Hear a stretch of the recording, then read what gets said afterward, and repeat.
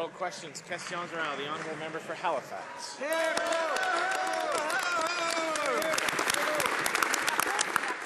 Vérité et réconciliation sur le système de pensionnat indien sera rendu public demain.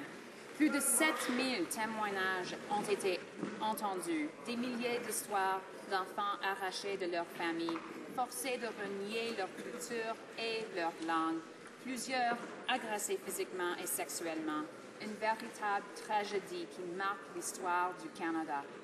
Le Premier ministre va-t-il saisir cette occasion et enfin répondre à l'appel de nos Premières Nations? L'honorable ministre des Affaires africaines.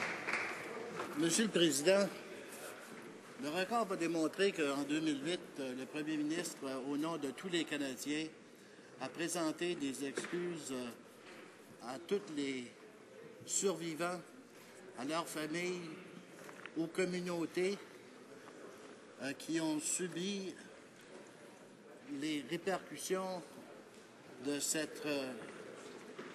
sombre chapitre de l'histoire canadienne. On sait que la Commission de la vérité, et de la réconciliation conclut son travail cette semaine et il est important que tous les Canadiens continuent à appuyer la réconciliation. The honourable member for Halifax. Was clear, quote, "It takes more than words. In addition to the apology, there has to be atonement and there has to be action." The First Nations have been dismayed by this government's failure to embrace reconciliation. The Truth and Reconciliation Commission has had to go to court to get key documents released. Shame. Victims have been denied compensation or treated with suspicion and hostility. Will this government change its attitude and work with First Nations to achieve reconciliation? The honourable minister of Aboriginal Affairs. Mr. Speaker, when Prime Minister made a historic apology on behalf of all Canadians in 2008, the government recognized that the Indian residential schools caused great harm and had no place in Canada. While we cannot undo the past, we can learn from it, and we are taking steps necessary to bring closure to the legacy of the Indian residential schools.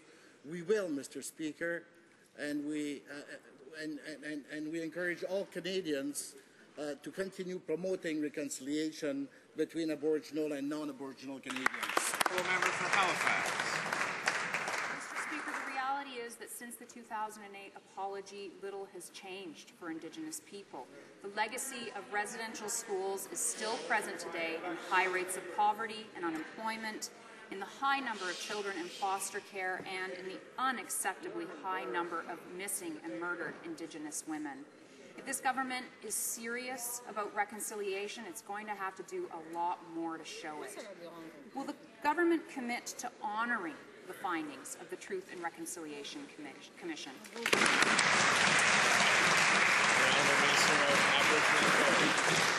Mr. Speaker, we welcome the work of the Truth and Reconciliation Commission, and we thank the commissioners for their hard work in uncovering and documenting the truth about residential schools in Canada.